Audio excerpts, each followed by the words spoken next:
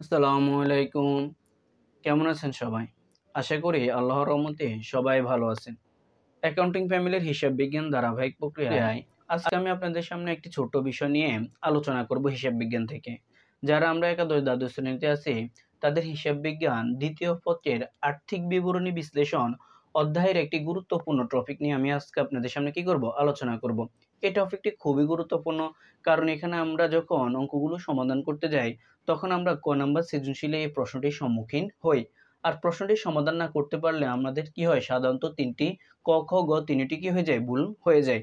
আবার বিভিন্ন সময় এমসিকিউ যখন আমরা আনসার করতে যাই তখন এমসিকিউর ভিতরে এই প্রশ্নগুলো আমরা পেয়ে থাকি। তো ইনশাআল্লাহ আমি আজকে আপনাদেরকে এই টপিকের সম্পূর্ণ কি করব, বিস্তারিত আলোচনা করব কিভাবে আপনারা এটা থেকে আনসার করতে পারেন।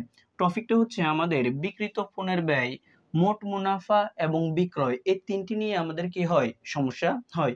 তো এই তিনটি থেকে আমরা কিভাবে আনসার করতে পারি তা আমি আপনাদেরকে এখানে কি করব, এই ভিডিওতে বুঝিয়ে দেব। ভিডিওটি সম্পূর্ণ দেখার জন্য চেষ্টা করবেন। দেখেন, আমরা যখন আর্থিক বিবরণী বিশ্লেষণ অধ্যায়টি করতে যাই তখন আমাদেরকে নিচে অর্থাৎ অন্যান্য তথ্যাবলীর ভিতরে আমাদেরকে একটি লাইন বলে দেয় তারা সব সময়। সেটি হচ্ছে কি, বছরে বিক্রয়ের পরিমাণ ছিল 4,50,000 টাকা, অর্থাৎ আমরা এখানে ধরে নিয়েছি।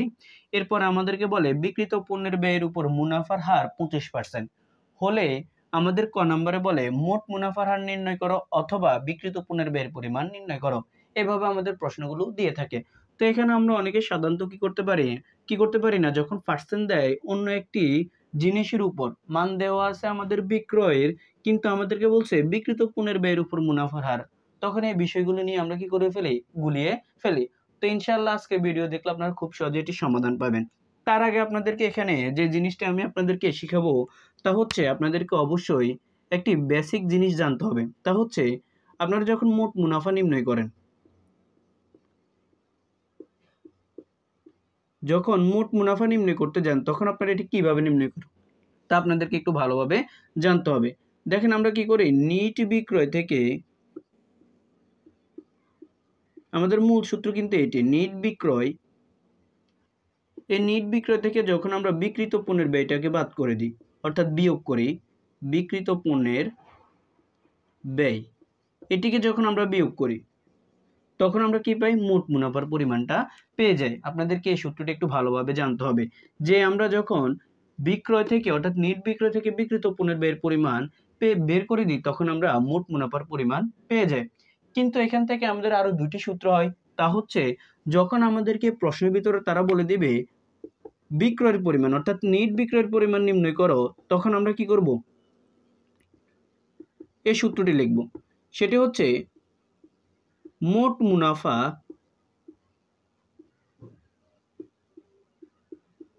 এই মোট মুনাফার সাথে আমরা যোগ করব বিক্রিত পণ্যের ব্যয়। ভালো করে আপনাদেরকে এই সূত্রগুলো জানতে হবে। বিক্রিত পণ্যের ব্যয়, দেখেন এখানে আমাদের প্রথম সূত্র যেটি সেটি হচ্ছে মোট নিট বিক্রয় থেকে বিক্রিত পণ্যের ব্যয় বিয়োগ করলে মোট মুনাফা পাওয়া যায়।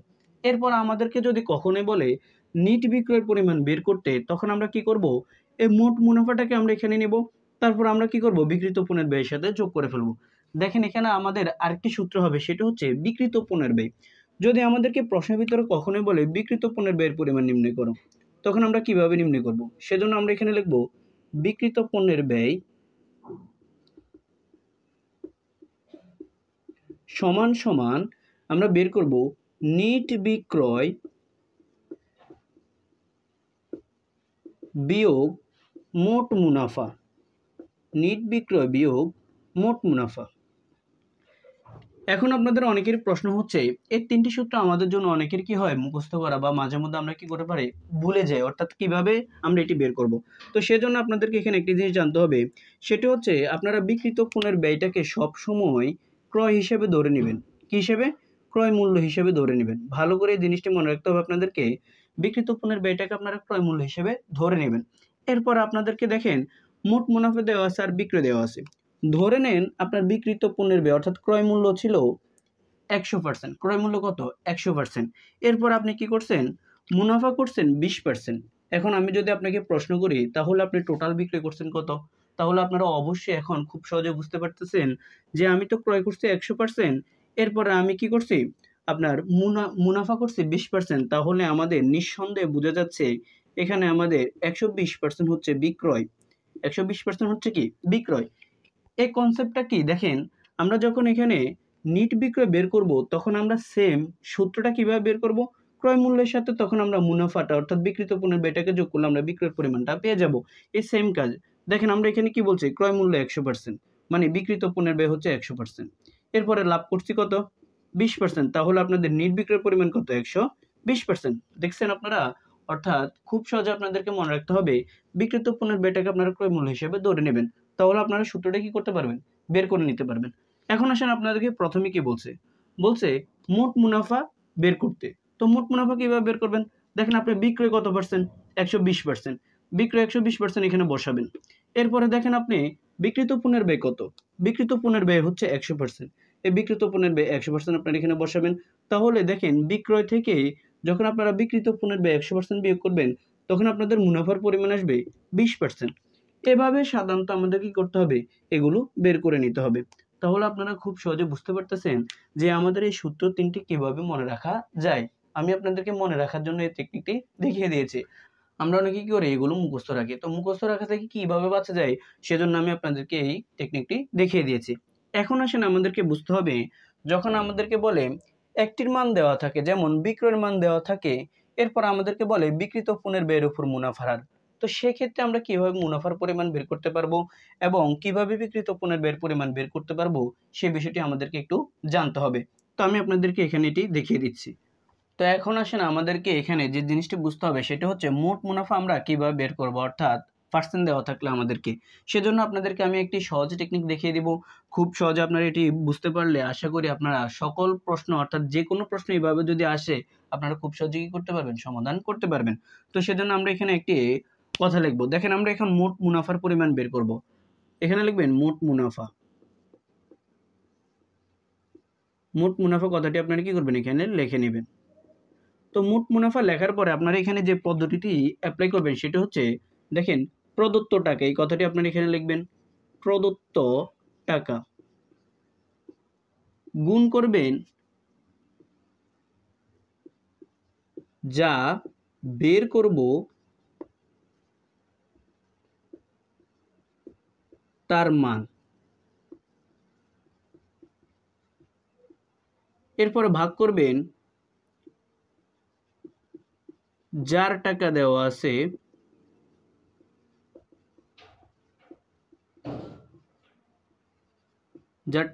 আছে তার মান।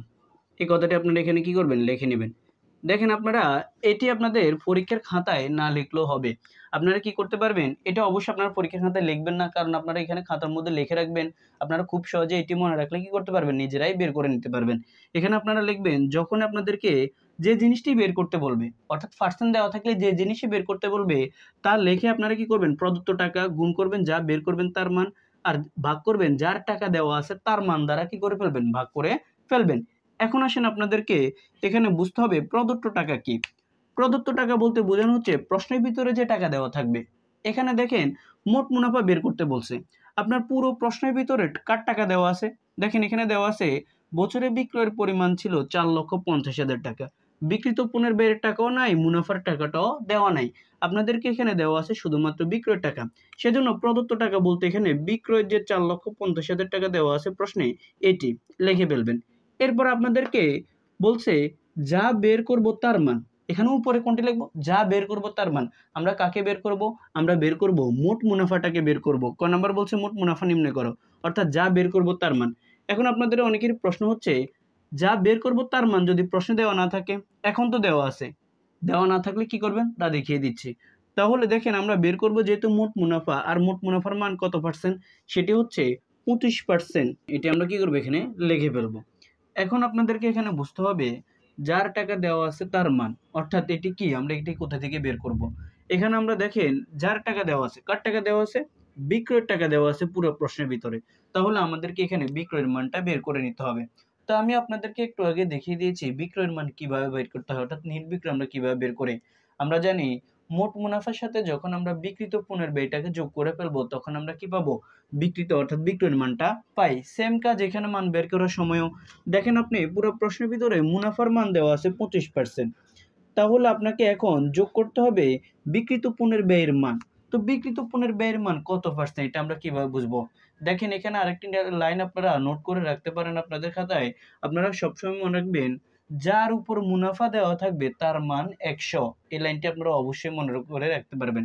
যেমন খেয়াল করেন, বিক্রিত পণ্যের ব্যয়ের উপর মুনাফার হার 25%, তাহলে কার উপর মুনাফার হার 25%? বিক্রিত পণ্যের ব্যয়ের উপর। তার মানে বিক্রিত পণ্যের ব্যয়ের মান হচ্ছে 100%। এটি আপনাদেরকে একটু ভালো করে মনে রাখতে হবে। যার উপর মুনাফার হার দেওয়া থাকবে তার মান কত? 100%। এটি সবসময় সেম থাকবে। তাহলে আপনাদের দেখেন টোটাল এখন 125%, এটি হচ্ছে বিক্রয়ের মান। অর্থাৎ আপনি লাভ করছেন 25%, আর বিক্রয় অর্থাৎ যে পণ্যটি আপনি ক্রয় করছেন তার বিক্রিত পণ্যের ব্যয় 100%, টোটাল আপনি বিক্রি করছেন 125%। এখন আমরা এখানে লিখবো 125%, কারণ কেন? যার টাকা দেওয়া আছে তার মান। সেজন্য আমরা এখানে দেওয়া আছে যেহেতু প্রশ্নে বিক্রয়ের টাকা, সেজন্য বিক্রয়ের মান দ্বারা আমরা কি করে ফেলবো, এখানে ভাগ করে ফেলবো। 125% আমরা এখানে বসিয়ে দেবো, পার্সেন্ট না দিলেও হবে। এখন আসেন, যখন আমরা এগুলোকে কাটাকাটি করবো, অর্থাৎ 4,50,000-কে 25 দ্বারা গুণ 125 দ্বারা ভাগ করব, তখন আমাদের এখানে আসবে 90,000 টাকা। এই 90,000 টাকা হচ্ছে কি আমাদের মুনাফার পরিমাণ। এখন এখানে আপনাদেরকে খুব সহজে আরেকটি জিনিস বের করতে পারবেন আপনারা। দেখেন আপনাদেরকে খ নম্বর বলছে বিক্রিত পণ্যের ব্যয়ের মান নির্ণয় করো। তো খুব সহজ, সেম কাজ একদম আপনারা এই পদ্ধতিটি কি করবেন, ফলো করবেন। এখানে মুনাফার জায়গায় লিখবেন বিক্রিত পণ্যের ব্যয়। এই বিক্রিত পণ্যের ব্যয় কথাটি আপনারা এখানে লিখে নেবেন। বিক্রিত পণ্যের ব্যয় এই কথাটি এখানে লিখে নেবেন। সমান সমান দেবেন প্রদত্ত টাকা গুণ যার টাকা, যার মান যা বের করব তার মান, আর যার টাকা দেওয়া আছে তার মান। তো দেখেন এখানে আমরা কি বের করব, বিক্রিত পণ্যের ব্যয় বের করব। তো বিক্রিত পণ্যের ব্যয়, এই প্রশ্নের ভিতরে বিক্রিত পণ্যের ব্যয়ের মান কত আমরা সকলে জানি।